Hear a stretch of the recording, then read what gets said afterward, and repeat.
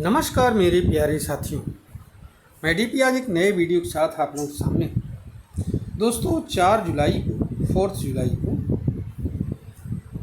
भारत के प्रधानमंत्री नरेंद्र मोदी अर्जेंटीना की यात्रा पर थे। वहां के प्रेसिडेंट जेवियर मिलेई इनके साथ मुलाकात हुई। इससे पहले 1968 में इंदिरा जी ने अर्जेंटीना की यात्रा की थी। काफ़ी आलोचना भी दिखाई पड़ता है कि पीएम मोदी यहाँ यात्रा कर रहे हैं, वहाँ यात्रा कर रहे हैं, यहाँ जा रहे हैं, वहाँ जा रहे हैं। लेकिन ऐसा नहीं कि प्रधानमंत्री अगर किसी जगह यात्रा पर जा रहा है तो उसका कोई मकसद नहीं, और वो भी जो मोदी जैसा प्रधानमंत्री, तो उसका तो कहना ही क्या है। बिना मकसद के प्रधानमंत्री मोदी कहीं भी नहीं जाते। और मकसद भी बहुत ही सीवियर होता है, जहां भारत का हित होता है। आइए जरा सा हम लोग ये सोचते हैं, अध्ययन करते हैं, बताते हैं।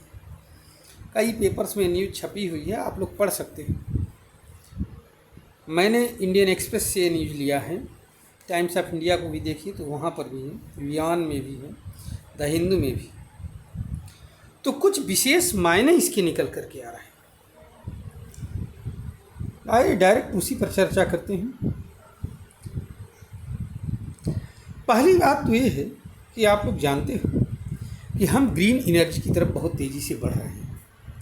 ग्रीन एनर्जी का मतलब सोलर सिस्टम, हाँ, recharging, lithium battery, rechargeable car, electric car, electric rickshaw, electric bus, इन सब की तरफ हम बढ़ रहे हैं।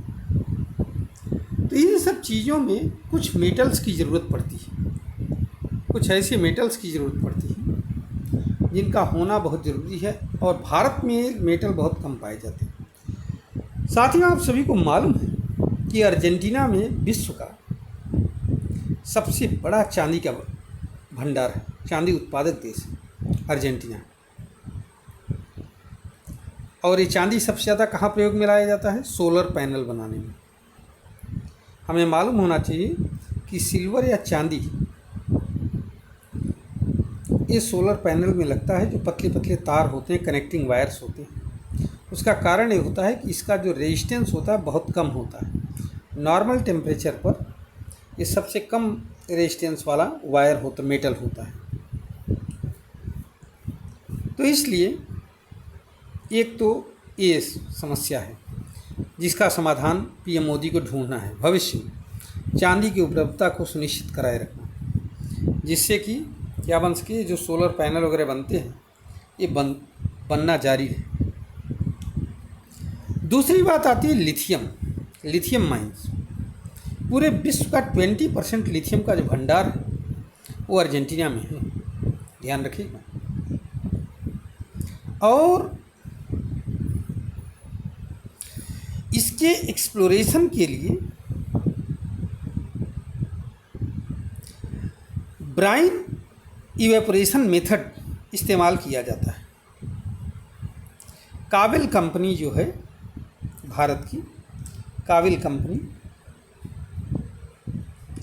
खनिज विदेश इंडिया लिमिटेड, ये जो है वहाँ पर एक्सप्लोरेशन करेगी। हालांकि इसके माइंस ऑस्ट्रेलिया में भी लिथियम के बड़े बड़े माइंस हैं। वहाँ क्या होता है, हार्ड रॉक माइनिंग मेथड इस्तेमाल किया जाता है। ये बहुत महंगा और काफ़ी जो है लेबर ओरिएंटेड मेथड है। इसके लिए लेबर बहुत चाहिए। जबकि ये जो हमारा जो ब्राइन इवेपोरेशन मेथड है ये थोड़ा सा उसके कंपेयर में सस्ता पड़ता है, चीप पड़ता है। ये तो दो हुए मेटल के केस में, जहाँ पर अगर हमें ग्रीन एनर्जी की तरफ बढ़ना है तो लिथियम और चांदी, अर्जेंटम के नाम पर ही अर्जेंटीना के नाम पर ही अर्जेंटम बना हुआ है, ध्यान रखना। सिल्वर का, चांदी का नाम है ना, केमिस्ट्री में अर्जेंटम एजी कहा जाता है सिल्वर को। तो चांदी और लिथियम इन दोनों की उपलब्धता बनाए रखना भारत की पहली प्रायोरिटी है। इसके साथ साथ इंडिया जो है अर्जेंटीना से सोयाबीन का तेल भी लेता है। अपने एडिबल ऑयल की ज़रूरतों को पूरा करने के लिए सोयाबीन का तेल लेता है। अर्जेंटीना एक बहुत बड़ा सोयाबीन उत्पादक देश है और इसे जो है जेनेटिकली मॉडिफाइड सोयाबीन की खेती अर्जेंटीना करता है और भारत भी इस जेनेटिकली मॉडिफाइड सोयाबीन को भारत अपने यहाँ इंट्रोड्यूस कराना चाहता है। इसके लिए वहाँ के मतलब कि जो रिसर्च सेंटर है, एग्रीकल्चर रिसर्च सेंटर, उनके साथ मिल करके भारत काम करने को तैयार है। अच्छा, भारत वहाँ पर एक ग्रेन स्टोरेज फैसिलिटी भी चाहता है अर्जेंटीना में, जिससे अगर कोई एकाध कहीं पर अगर अपने यहाँ कोई क्राइसिस पैदा हो जाए तो वहाँ हमारा ग्रेन स्टोर रहे और वो हमारे काम शायद आ सके।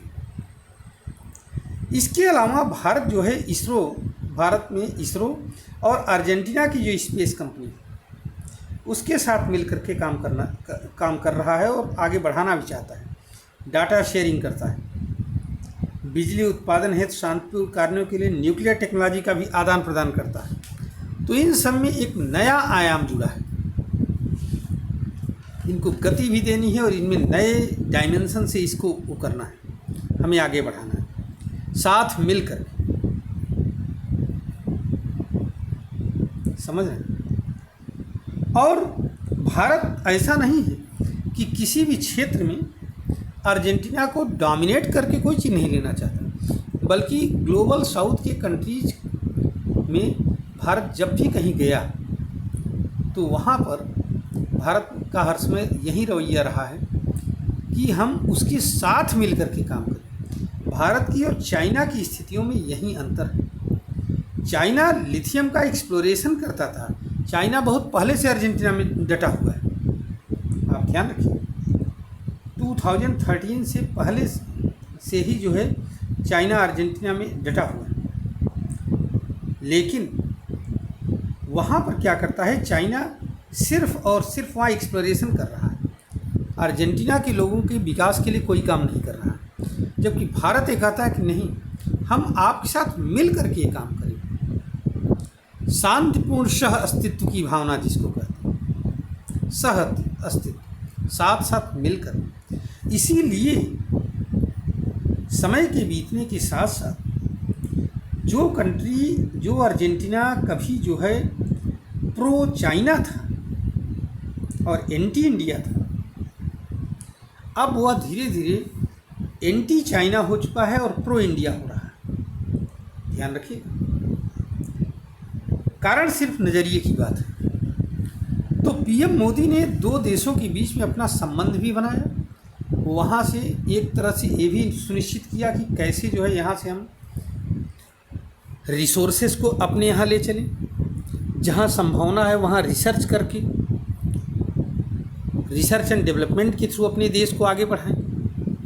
तो कई आयामों से मोदी जी ने इसको एक्सप्लोर किया, अर्जेंटीना एक्सप्लोर करना चाहा है और उम्मीद है कि इसमें उनको पूरी सफलता मिलेगी। आने वाले समय में अन्य जो अफ्रीकन कंट्री हैं वहाँ पर भी मोदी ने यही चीज़ किया है कि आइए हम साथ मिल करके काम करेंगे। हम केवल आपके यहाँ हम नहीं सिर्फ करेंगे, आप भी हमारे साथ मिल करके रहिए, काम करिए और हम आपका भी विकास करेंगे, साथ ही साथ अपना भी उत्थान करेंगे। तो सह अस्तित्व की बात ये है इस पूरे दौरे का महत्व। ध्यान रखिए कि पीएम मोदी अर्जेंटीना में क्यों गए थे। चलिए, मैं अपनी वीडियो को यहीं समाप्त करता हूँ। उम्मीद है कि भारत सरकार की यह नीति भारत को आगे बढ़ाने में काफ़ी मदद करेगी। कल साथियों हो सकता है मैं ब्रिक्स पर बात करूँ। आज इतना ही। अगर आपको ये वीडियो पसंद आया तो आप हमारे चैनल को लाइक करिए, चैनल को सब्सक्राइब करिए, वीडियो को लाइक करिए और शेयर भी करिए। धन्यवाद, नमस्कार, जय हिंद, जय भारत।